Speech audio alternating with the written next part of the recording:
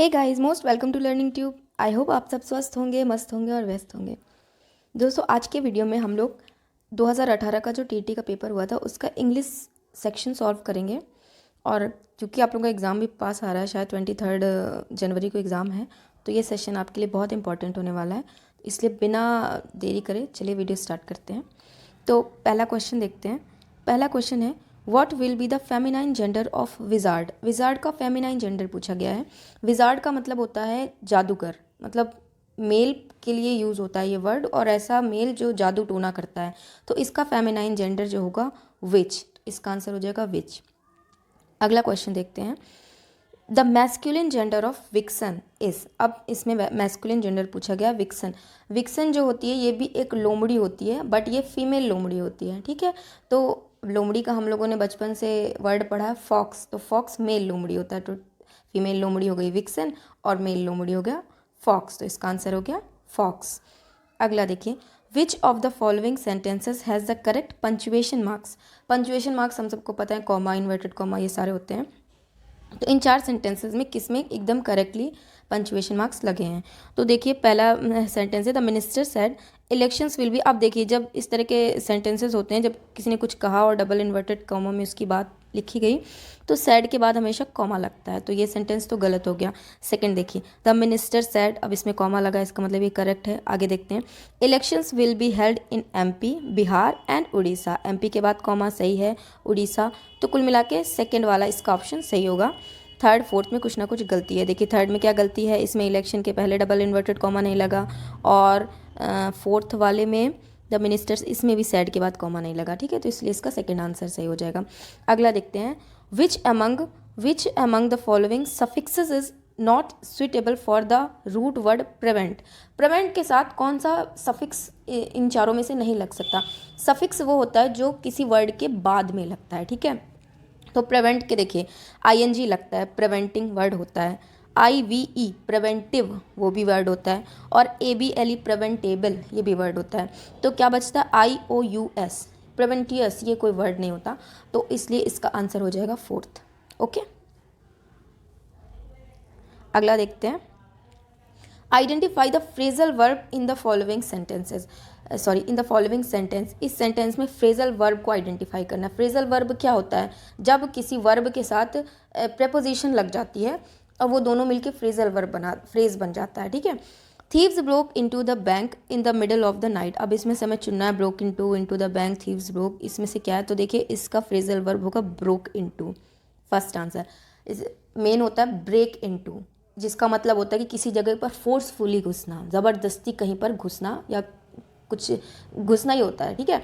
तो अब ये क्योंकि पास्ट टेंस का सेंटेंस है, तो ब्रेक को ब्रोक कर दिया, ब्रोक इनटू। तो ये है एक फ्रेजल वर्ब जिसमें वर्ब है ब्रोक और इनटू है एक प्रेपोजिशन, ठीक है।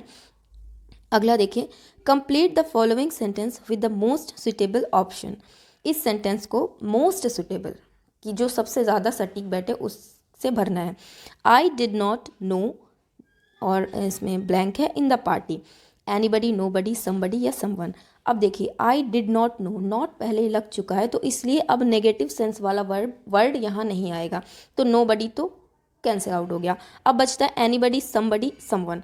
तो इस सेंटेंस का देखिए सेंस क्या निकल रहा है, I did not know in the party, मतलब मैं पार्टी में किसी को नहीं जानता हूँ, तो किसी को नहीं जानता के लिए एनीबडी यूज़ होगा, तो इसका आंसर हो जाएगा anybody. I did not know anybody in the party. Somebody या समवन का कोई सेंस नहीं बनेगा। अगला देखिए, विच of the following is not a homophonic pair. Homophonic pair कौन से होते हैं, फोनिक, फोनिक मतलब होता है साउंड, और होमो मतलब सेम साउंड, जिनको बोलने में सेम आवाज़ निकलती हो। देखिए जैसे स्टील, स्टील, इन दोनों को स्टील पढ़ेंगे। प्रिंसिपल, प्रिंसिपल, इनको भी प्रिंस, सेम होमोफोनिक साउंड है इनका। स्टेयर, स्टेयर, इनको भी सेम है। लेकिन इसको देखिए, फर्स्ट वाले को पढ़ेंगे काइट और सेकेंड वाले को पढ़ेंगे किट, तो ये दोनों सेम होमोफोनिक पेयर नहीं है, तो इसका आंसर हो जाएगा 1। ओके, अगले देखते हैं, which of the following words does have a silent letter in the pronunciation. इन चारों में से किसका प्रोनाउंसिएशन करने में विच डज नॉट हैव, ये नॉट क्वेश्चन में नॉट ज़रूर पढ़ लीजिएगा। तो किसमें कोई भी साइलेंट लेटर नहीं है, पढ़ते हैं नॉक, इसमें है साइलेंट, क्योंकि के साइलेंट है ना, हम लोग इसे नॉक पढ़ते हैं, के इसमें साइलेंट है। अगला ऑरेंज, ऑरेंज में देखिए कुछ भी साइलेंट नहीं, ओ से शुरू है, ऑरेंज, हर लेटर का साउंड हमारे मुंह से निकल रहा है। देखिए ऑनेस्ट, ऑनेस्ट में भी एच साइलेंट है। और डेट, DEBT, इसको हम लोग क्या पढ़ते हैं, डेट पढ़ते हैं, बी इसमें साइलेंट रहता है। तो इसका आंसर हो जाएगा ऑरेंज, क्योंकि ऑरेंज में कोई भी अल्फ़ाबेट साइलेंट नहीं है। अगला देखिए, which part of speech is the word who in the following sentence. इस सेंटेंस में हमें हु बताना है कि कौन सा पार्ट ऑफ स्पीच है। पार्ट ऑफ स्पीच आपको पता होगा, नाउन, प्रोनाउन, एडवर्ब, एडजेक्टिव। तो देखिए, God helps those who help themselves, भगवान उन्हीं की मदद करता है जो स्वयं की मदद करते हैं। तो इसमें हमें बताना है कि एडजेक्टिव, एडवर्ब, नाउन या प्रोनाउन में से कौन सा पार्ट ऑफ स्पीच है, हु। तो देखिए, अगर आपने पढ़ा हो या हमारे वीडियोस देखे, हमने अपने वीडियोस में डाल रखे हैं, सारा part of speech almost cover किया है, तो पता चलेगा कि यहाँ पे हु है प्रोनाउन। ठीक है, क्या है, प्रोनाउन। अगला देखते हैं, which part of speech is the word so in the following sentence. अब इसमें हमें सो बताना है कि कौन सा पार्ट ऑफ स्पीच है। Shruti wanted to work so she went to her room. Shruti काम करना चाहती थी, इसलिए वो अपने रूम में चली गई। तो प्रेपोजिशन, इंटरजेक्शन, वर्ब, कंजक्शन। देखिए, प्रेपोजिशन का तो कोई वर्ब का तो कोई सवाल ही नहीं है। प्रेपोजिशन भी नहीं है, क्योंकि प्रेपोजिशन के बाद पूरा सेंटेंस नहीं आता है। कंजक्शन इसका आंसर होगा, क्योंकि कंजंक्शन जो है दो सेंटेंसेस को जोड़ता है। सो देखिए, सो के पहले भी एक फुल सेंटेंस बन रहा है, श्रुति वांटेड टू वर्क, और सो के बाद भी एक फुल सेंटेंस बन रहा है, she went to her room. तो इसलिए सो क्या हो जाएगा, कंजंक्शन हो जाएगा। ठीक है, दो और बचे हैं, चलिए इनको भी देख लेते हैं। Which of the following sentences has a modal verb. अब मॉडल वर्ब पता होंगी आप लोगों को, can, could, may, might, should, ought to, ये सारी वर्ब जो होती हैं ये मॉडल वर्ब कहलाती हैं। तो देख लीजिए इन चारों में किसमें मॉडल वर्ब यूज़ हुई है। देखिए, ऑट टू इसमें यूज़ हुई है, तो इसलिए इसका आंसर ये हो जाएगा, ऑट टू एक मॉडल वर्ब है। ठीक है, अगला है, विच of the following sentences has a possessive pronoun.